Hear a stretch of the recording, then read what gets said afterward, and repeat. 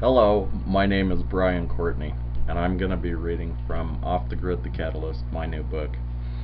I'm reading from Chapter 16, Bad Signs. It was the Saturday before Halloween, the night when all of the adult festivities and debauched celebrations were generally scheduled.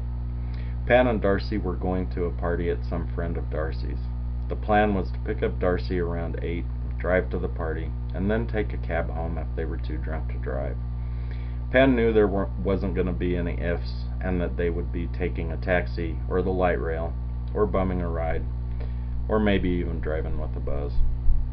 The void was calling, and the only way to quell the hunger momentarily was good old-fashioned, depraved, and drunken behavior, and a Halloween party was an excellent place to participate in such activities.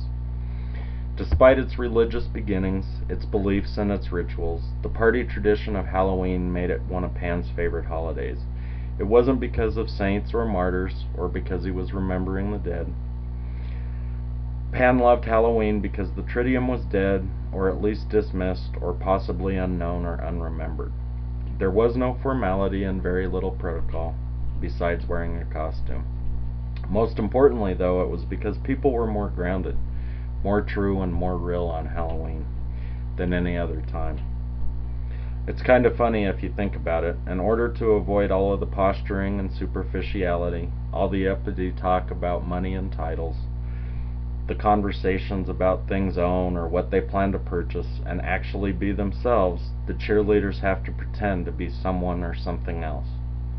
Staring out the window, watching the sunset from his recliner, Pan watched as the western sky turned to night. The grayish wisps turned silver as the moon made its transition, dimly brightening the blackness. Dead leaves blew along, whooshing and whirling, making the emptiness ever more apparent. Leafless branches stretched their jagged skeletal shadows, tapping and scratching their twisted bony fingers along the barren road. The souls of the forgotten, all of the Mexicans, Miguel, and the old man could be felt as a cold breeze blew in from the north. Shifting clouds obscured the moon, dampening the silvery glow. The lone street lamp came on, buzzing and flickering, shining its bronze light downward. Darkness swirled and swelled, fighting through and around the lighted circle, swallowing nearly everything, seeping slowly into the living room as it enveloped the entire neighborhood. Vacant houses remained unlit and unwelcoming, reflecting only shadow and negative light. A modern-day ghost town now stood full of nothingness and empty of anything. Pan's reflection stared back from the darkened window, which was now more mirror than window, casting an image of a specter and the burning glow of an ember.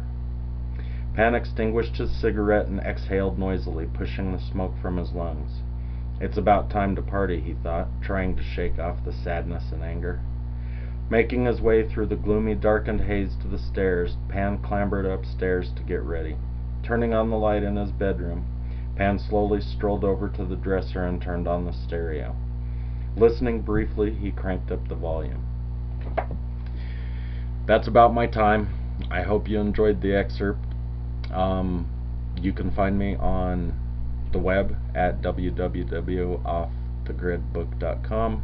I'm also on Facebook, Off the Grid Book, Twitter, Off the Grid Book, Instagram, Off the Grid Book. Again, my name is Brian Courtney. The book is Off the Grid the Catalyst, and I hope to hear from you.